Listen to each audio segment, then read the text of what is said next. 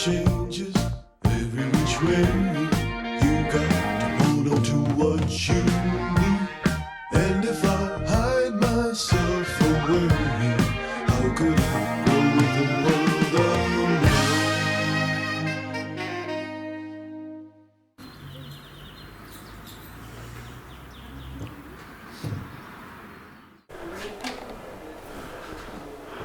Hast du was Größeres vor?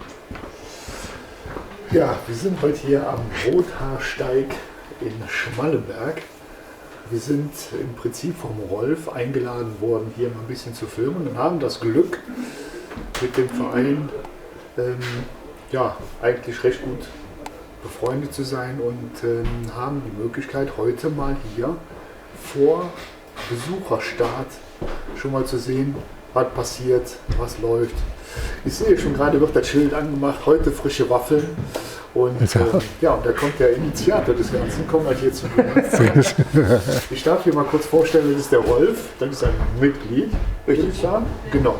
Wir sehen hier heute noch bestimmt den einen oder anderen an, da läuft schon wieder der Mann mit der Lichttechnik dahin. Richtig. Wir werden heute mal so, ich denke einfach mal so ein bisschen zeigen und mit jedem mal 2, 3 Sätze reden wollen, ja, wenn das für euch so in Ordnung ist. Ja? Wenn Sie das also anrichten, das machen wir das gerne. Perfekt. Ging mal hin. Kriegen Super. wir hin. Ja, alles klar. Dann würde ich sagen, viel Spaß bei dem Video. Bis gleich. Alles klar, danke. So, wo gehen wir lang? Ich weiß, da durch. Da durch. Jawohl. Da durch. Nur in die heiligen Hallen. Oh la la la la. So, du siehst schon Sachen, die vor uns noch kein Mensch gesehen hat. Richtig. Sachen nicht mitnehmen. Wow. Ja, guck. Ihr habt schon angefangen hochzufahren, ne? Genau, so langsam. Am Anfang ist Bis, Anfang von der Lichtsteuerung. ja. Ich gehe jetzt erstmal gerade grob rum. Mach schon mal so weit. Tobt euch noch mal ein bisschen aus. Ich muss immer die letzten Sachen hier kommen. Ja, mach mal, mach mal. So, und? Schon das, ne? Wenn du Gleisplan brauchst, hinter dir hängt der.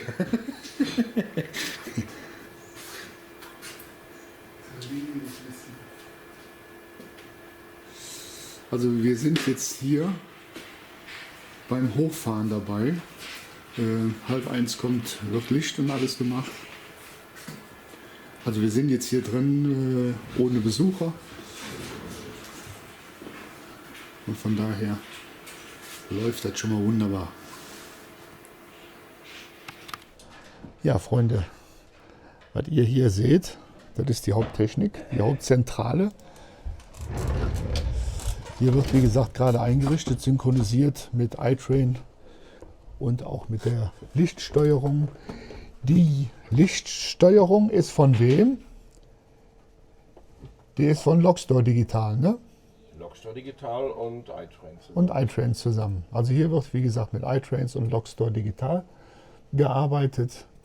iTrain für die Steuerung des Ganzen und Logstor Digital, an dieser Stelle schöne Grüße, die Lichtsteuerung. Das Ganze wird jetzt hier halt eingestellt, synchronisiert, aber da kriegen wir nachher nochmal bei. Hier hängt auch ein bisschen was der Gleisplan aus, den man hier, wie man hier fährt, wie das hier läuft. Und ich höre im Hintergrund schon die ersten Züge fahren schon. Das heißt, da werden wir uns jetzt mal, da geht schon los. Die ersten Züge fahren schon. Was wir hier sehen, wunderschönes Gebirge. Ja, Rolf, es geht schon los. Ja, ja. Ja, ja. So soll es ja auch sein. So sieht's aus, das stimmt.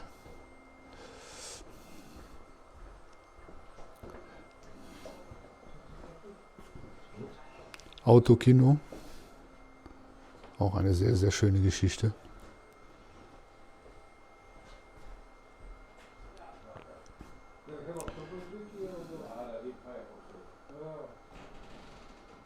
Ja. Das ist aber so gewesen. So, ab da freue ich mich aber, kann ich sagen. Das ist gut geworden. Wie lange braucht ihr denn, wenn ihr jetzt hier die Anlage hochfahrt? 10 Minuten, Viertelstunde, wenn alles sofort problemlos läuft. Okay, problemlos heißt? Das heißt, dass einer beim Basteln mal was auf die Schienen liegen lässt, was dann so Kurzschluss verursachen kann in dem Moment. Ja. Dann muss man suchen. Oder wenn Windows plötzlich meint, ein Update machen zu müssen, Also dann wird das schon mal ein bisschen knapp. die üblichen kleinen Nicklichkeiten, ja. Genau. So. Aber 10 Minuten, Viertelstunde für diese Anlage, das ist doch wieder sehr schnell eigentlich. Na gut, wir haben es ja eben erlebt, wie Ja. schnell es geht. Ja. Es ist halt nur halt lieber etwas früher und gucken, alles läuft, einen Probezug fahren lassen, dass alle Rückmelder angenommen werden, dass nicht irgendwo ein Netzwerkproblem ist. Okay. Wie oft öffnet ihr oder wann habt ihr denn überhaupt auf? Immer sonntags, 13 bis 16 Uhr und an vielen Feiertagen. Das sieht man aber auf der Homepage bei uns. Sehr gut. Die werden wir da auch unten noch verlinken hier auf dem Video, was wir machen, damit dann jeder nachlesen kann. Da ist auch eine Wegbeschreibung, wie man euch finden kann. Ne? Ganz genau. Perfekt. Mit Wegespinne. So Freunde, wir haben jetzt hier mal etwas ganz Besonderes. Und zwar hat das mit der Geschichte hier zu tun. Und die würde ich gerne mal, dass der Rolf uns da so ein bisschen, Moment, ich gebe dem Rolf mal wieder ein Mikrofon. Der Rolf mal so ein bisschen erklären und erzählen kann, worum es überhaupt geht. Also was ihr hier hauptsächlich auf der Anlage seht, die ist zu 99% ist es eine Fantasieanlage, aber wir haben in der Anlage selber 4 Sachen integriert, die hier halt aus der Region oder beziehungsweise auch aus Nordrhein-Westfalen sind. So, vor uns sieht man ein riesengroßes Geschäftshaus, das ist das Tapetenhaus Vollmart aus Schmallenberg. Der ist wenn man jetzt vor dem Laden steht, auf der linken Seite ist das Arbeitsamt mit untergebracht. Dann der Hauptteil ist halt das Tapetengeschäft. Und im unteren Teil hier unten, da hat der Country-Sänger Tom Astor sein Tonstudio bzw. auch seine Musikschule. Und wir hatten bis einschließlich 1991 hatten wir noch eine Bahnverbindung von Meschede über Wennemen, von Wennemen aus über Berge, Wenholthausen, Bremke, Fredeburg, Gleidorf bis Bad Fredeburg. Und bevor die Gleise abgerissen worden sind, hat der Chef von der Firma Vollmar ist hergegangen und hat dann diesen Waggon von der Deutschen Bundesbahn erworben. Und der wurde uns damals von Bestwig aus nach Schmallenberg über die Schiene sozusagen als letzter Zug zugestellt und ist im Bahnhof Schmallenberg auf den Tieflader geladen worden und von da aus dann runter zum Hauptgeschäftsgebäude und wurde da mit dem Kran dann auf seine vorläufige Position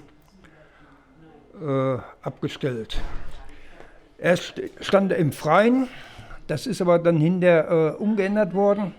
Dann ist dann vor dem Gebäude ist dann nochmal ein Gleisbett gelegt worden und eine Halle, bevor die Halle gebaut worden ist, ist der Waggon nochmal umgesetzt worden und ist dann in eine klimatisierte Halle eingebaut worden.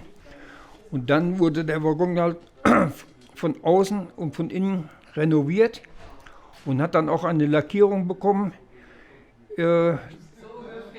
wo er niemals auf Strecke gefahren ist. Also sprich die Lackierung von einem Rheingoldwagen. Und der ist in dieser Konstellation nie gefahren worden.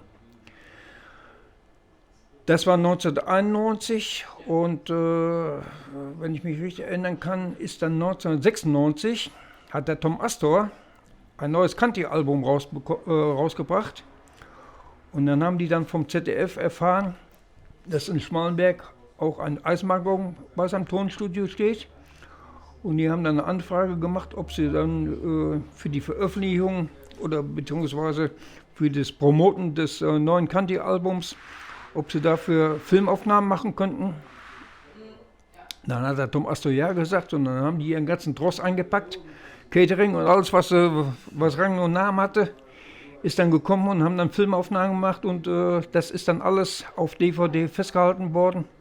Und das ist schon mittlerweile über 30 Jahre her, diese Geschichte. Oh, das ist ja echt nicht schlecht.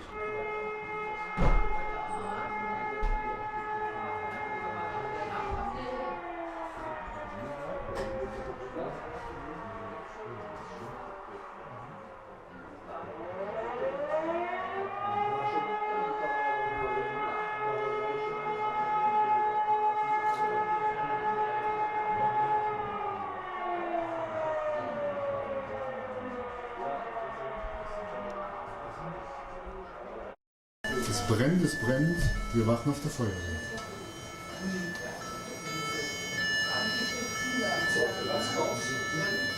Feuerwehr rückt an.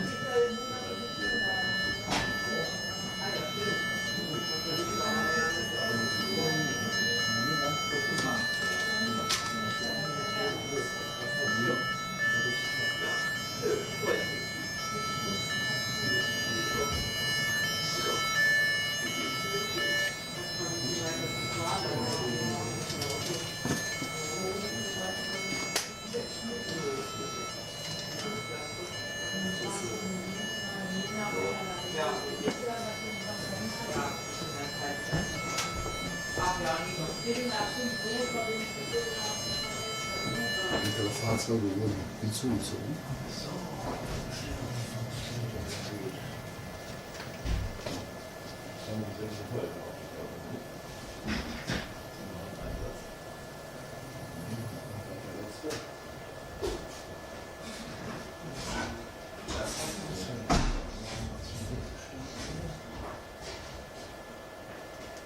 Das zweite Highlight hier aus der Region ist das Ferienhotel Yachthaus Wiese. Das ist, wenn man von Schmalenberg Richtung Fleckenberg fährt und fährt in Fleckenberg dann links ab Richtung Yachthaus Wiese bzw. Wingeshausen bzw. Richtung Wiesentgehege. Und das haben wir damals von einem Architekten bekommen, weil damals in den 80er Jahren, wo das losging mit Wellness, Solarium, Sauna und Whirlpool und was da toll, was alles da früher angeboten worden ist der Architekt hergegangen, hat diesen ganzen Komplex nochmal im Maßstab 1:87 nachgebaut und hat auch den Neubau mit integriert, um dem Bauherr zu zeigen, so sah es vorher aus, so sieht es jetzt aus. Dann haben wir vor ein paar Jahren das Modell geschenkt bekommen und konnten das dann halt auf unsere Anlage mit integrieren. Der einzige Nachteil, der dabei gewesen ist, die Dachflächen, die waren alle grau angestrichen und dann ist dann unser ältestes Mitglied, der mittlerweile über 70 Jahre ist, er ist hergegangen und hat im Internet geguckt nach Schiefernachbildung, hat das dann ausgedrückt, hat den ganzen Komplex mit nach Hause genommen und hat das ganze Gebäude dann mit Schieferimitat neu beklebt, dass es realistischer aussieht. Louis beim Fachsimpeln.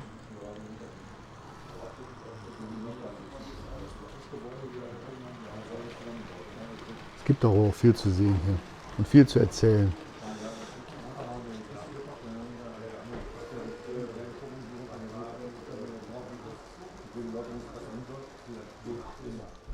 So, das nächste Highlight, was wir jetzt vor uns sehen, das ist die Zeche Zollverein.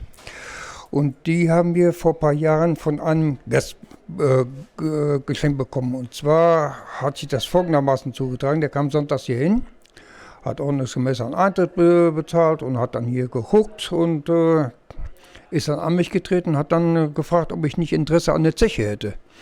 Da habe ich zu ihm gesagt, ja, wir haben hinten die kleine. Ich schwenke mal Richtung Tunnelportal. Ich sagte, da haben wir schon eine kleine Kohlenzeche. Ich sage, ich weiß, dass es von der Firma Kipri, dass es da noch eine etwas größere gibt. Aber von Zeche Zollverein, da wusste keiner was von. Und er frug mich dann, ob wir den mitbringen könnte. Und bei uns war es damals so geplant, wo jetzt die Zeche Zollverein steht, wäre normalerweise die Drehscheibe gewesen. Und hin und her überlegt, ich denke, ja, wie willst du das machen? Irgendwie Zeche und Drehscheibe, das wird alles ein bisschen eng. auch vom Publikum. Dann hat man hier so eine riesengroße Menschentraube und vorne ist alles leer. Dann bin ich dann hergegangen, habe unseren ersten Vorsitzenden gefragt. Ich sage, was hältst du davon? Ich sage, wenn wir das Ganze um 180 Grad drehen, setzen die etwas höher mit dem Bahnbetriebswerk. Ich sage, und machen unten drunter noch eine Zechenbahn. Ich sage, und setzen dann die Zeche hier vorne im Bereich vom Hauptbahnhof hin. Er sagte, die Idee hört sich nicht schlecht an.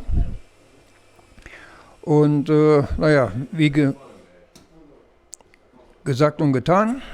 Der gute Mann, der kam dann 3 Wochen später und brachte einen riesen Karton mit, wo der hätte eine Waschmaschine drin verstecken können und fing dann an auszupacken. Ich habe gedacht, das nimmt kein Ende mehr. Und dann haben wir überlegt, wie können wir das alles aufstellen. Dann haben wir uns, ich sag mal auf gut Deutsch gesagt, die Hauptgebäude haben wir uns rausgesucht. Normalerweise gehören da noch 2 Kühltürme, ein riesiger Schornstein und ein Kraftwerkgebäude mit bei, aber das haben wir leider aus Platzgründen nicht mehr mit unterbringen können. So, wir sind jetzt hier in der Dunkelphase. Wir haben also gerade Nacht und es ist ein Gewitter aufgetreten. Opala, das ist ein Gewitter hier beim Bahnhof. Und das ist halt einfach das, was es ausmacht. Also ich finde es, ich habe es noch nirgendwo so geil gesehen wie hier. Es macht einfach nur so viel Spaß, das zu sehen. Und auch die Geräuschkulisse dabei. Einfach passend. Und das ist halt einfach gemacht worden mit Lockstore Digital. Und ich finde es halt einfach unheimlich faszinierend. Was ist los, Louis? Warum kommst du denn jetzt mit Regenschirm? Weißt du jetzt warum? Ja, weißt du jetzt warum? Also ich finde es wird jetzt auch langsam wieder hell.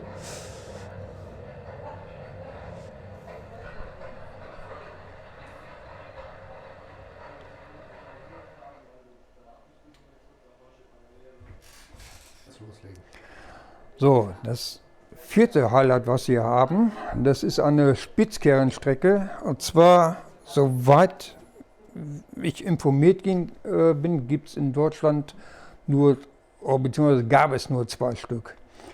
So, die erste Spitzkehrenstrecke, das war früher eine Schmalspurbahn, die ging von Olsberg-Steinhelle bis nach Medebach hoch. Da war früher Bergbau, und zwar wurde da der Schwerspat abgebaut und der wurde dann halt mit der Schmalspurbahn bis nach Olsberg-Steinhelle gebracht, wurde von da aus dann umverladen auf die Normalspur. So, und die einzigste betriebsfähige Normalspur mit Spitzkehre, die gibt es zwischen Siegen und Eiserfeld. Und bei uns fängt die praktisch am Hauptbahnhof an. Da fährt der Zug los, fährt rüber bis hinten zum Tunnelportal, bis kurz hinter dem roten Signal, fährt von da aus dann an den Arkaden entlang, bis hoch zum Sägewerk, macht da wieder Stopp, fährt vom Sägewerk dann die oberen Arkaden entlang, bis hinten unter die Seilbahn, macht da wieder Stopp, fährt dann den nächsten Stich bis zwischen den beiden Brücken, macht da wieder Stopp, geht von da aus dann in den Berg rein, durch eine Schleife und kommt dann ganz oben am Berg wieder an. Wahnsinn. Das sind so die Highlights, die wir hier aus der Region übernommen haben und eingebaut haben. Und wunderschön vor allen Dingen in die Anlage integriert, das kann man nicht anders Ja. sagen. Wunderschön. Ja, so eine große Anlage braucht natürlich auch eine Gelegenheit, instand gesetzt zu werden. Auch das kann man hier sehen. Kommt der Herr des Hauses? Dann gehen wir mal zur Dame des Hauses. Nämlich, es gibt eine wunderbare Cafeteria und die liebe Sandra, die versorgt alle mit allem, was das Herz begehrt. Da kommt hier, schaut her, da kommt mein Kaffee. So. Ja. Schön gemütlich eingerichtet.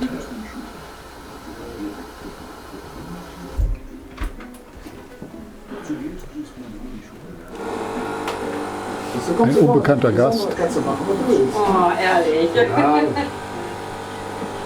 muss ja auch eine positive Seite haben, oder?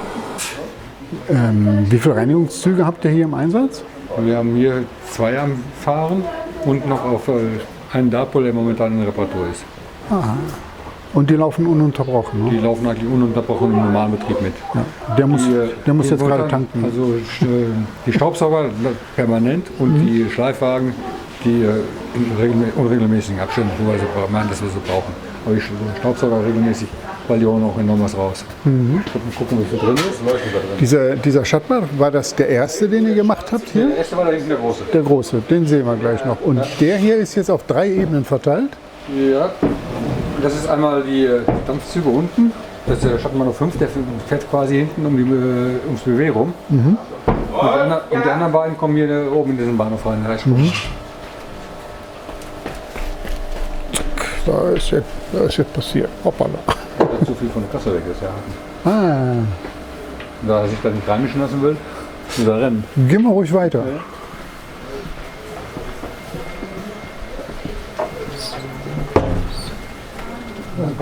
Ist schon einer hier hinter. Da ist schon. Hier wird gearbeitet. Hört man immer besonders gerne, wenn einer im Nacken steht, die Kamera hält und dann sagt, hier wird gearbeitet. Ach du meine Güte. Du weißt, wo das hier warst. So. Es macht sich gut nachher Mitglieder. Honorar. Achso, Ja, ist schon einer auch. der ist schon dran. Aber hier unten ist dann der große. Da haben wir pro Fahrtrichtung 15 Züge stehen. 15 pro Fahrtrichtung. Pro Fahrtrichtung, ja.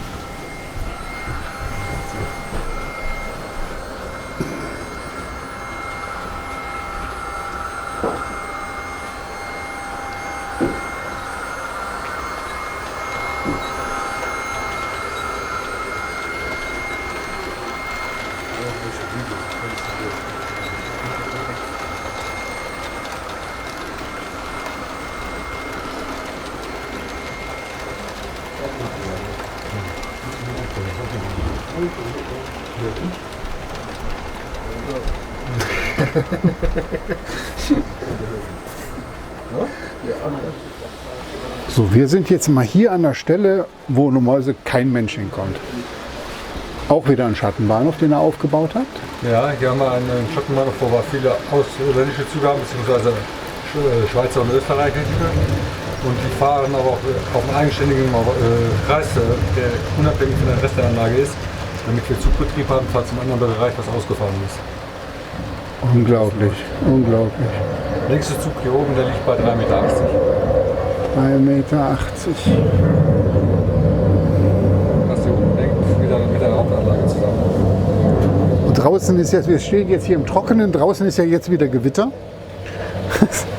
Warten wir eben das Gewitter ab, denke ich mal. Das stört uns jetzt, oder? Das geht. Ist ja so gerade vorbei.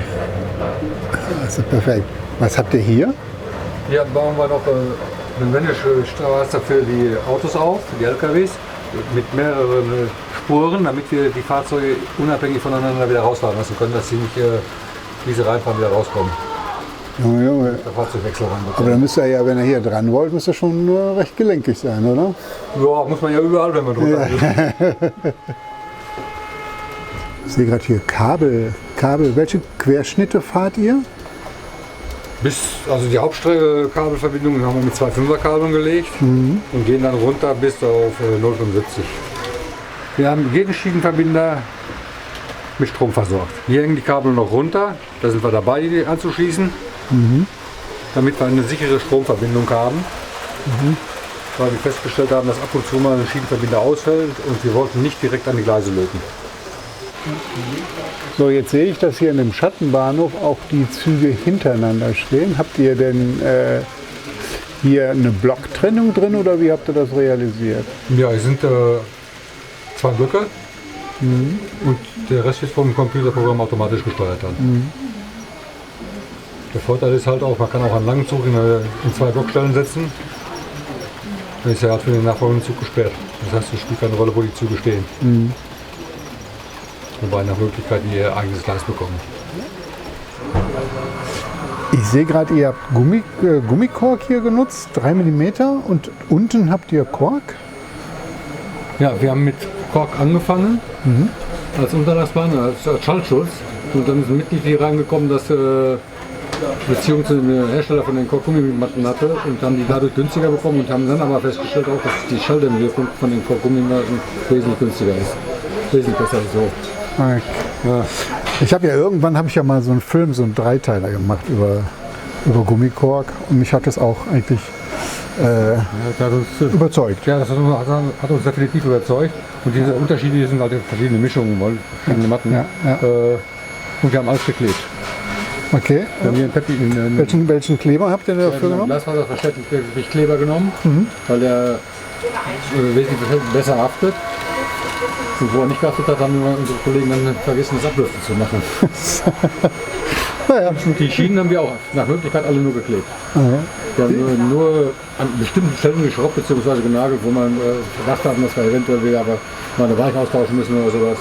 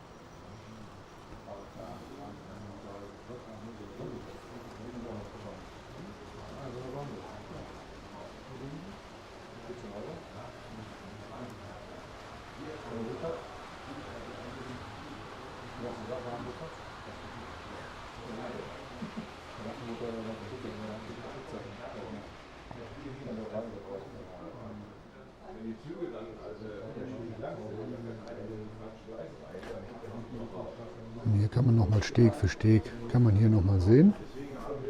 Von hier startet das Ganze und geht dann Steg für Steg nach oben.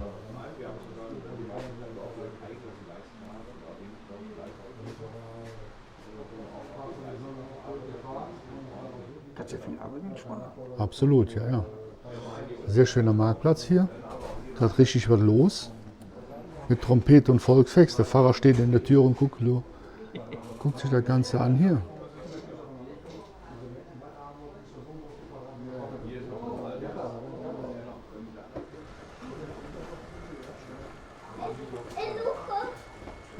Papa, hier ist irgendwo der Dom.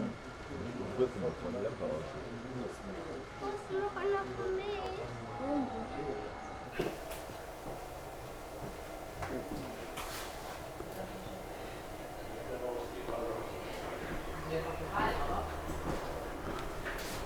Ein besonderer Faible für die Feuerwehr.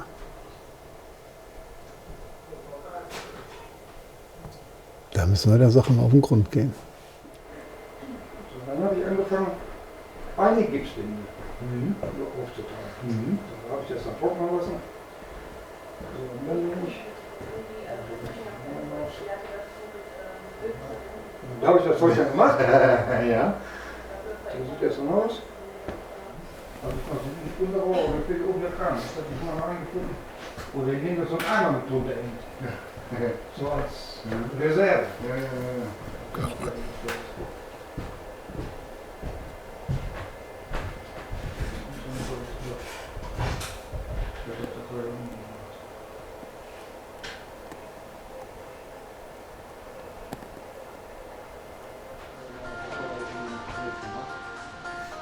Aber guck mal da. Aber ist da ein Traktor mit dem Haus?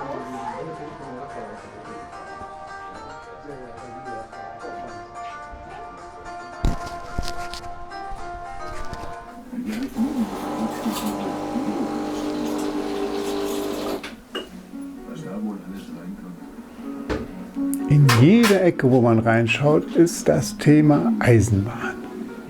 Selbst auf den Zinntellern.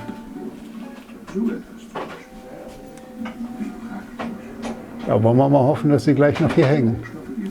Ja, liebe Freunde von den zwei Rheinländern, diesmal die erste Folge Louis und Sibi, zwei Rheinländer ob Jück. Ich hoffe, es hat euch ein bisschen was gefallen. Ich weiß, die Modellbahn am Rothaarsteig, die ist schon bekannt. Da hat schon mal ein YouTuber einen schönen Film drüber gemacht. Aber es war mir persönlich nochmal ein Wunsch, weil ich kenne den Rolf von dem Verein. Ja, was heißt länger, will ich jetzt nicht sagen, man kennt sich, man telefoniert hier und da mal und er hat mir gesagt, Mensch, kommt doch mal rüber und dann macht er nochmal ein Filmchen und so. Und da sind wir natürlich der Aufforderung gefolgt und später habe ich ihn dann angerufen und habe dann gesagt, du Rolf, es ist soweit, wir würden gerne ein neues Format vorstellen und da würden wir gerne mit euch als Verein starten wollen. Ja, und dann hat der Rolf mit seinem ersten Vorsitzenden gesprochen, mit Martin, und der hat direkt zugesagt und hat gesagt, klar, komm vorbei und dann können wir hier was machen. Wir hatten jetzt nochmal die Möglichkeit, etwas früher da zu sein, habt ihr ja gesehen, und konnten dann da schon mal das Hochfahren der Anlage ein bisschen mitkriegen und die ganzen Vorbereitungen. Ja, was soll ich sagen? Also Modellbahn am Rothaarsteig ist absolut ein absolutes Highlight. Kann man natürlich nicht mit Hamburg vergleichen, das ist ganz klar. Aber es ist 66 Quadratmeter Fläche, da fahren 93 oder 92 Züge auf 550 Meter Schiene. Die sind noch im Umbau, die sind noch im Bau, das sieht man hier und da natürlich auch. Aber das macht der ganzen Sache gar keinen Abbruch. Man kann da wirklich einen schönen Nachmittag verbringen. Die haben eine tolle Küche. Lieben Dank nochmal hier an die Steffi für Kaffee und Waffeln. Wobei diesmal der Waffelteig vom ersten Vorsitzenden persönlich gemacht worden ist, vom Martin. Es war ein super schöner Tag und wer da hinfahren möchte, ich kann es oder wir können es eigentlich nur unterschreiben. Macht das, es ist einfach nur schön.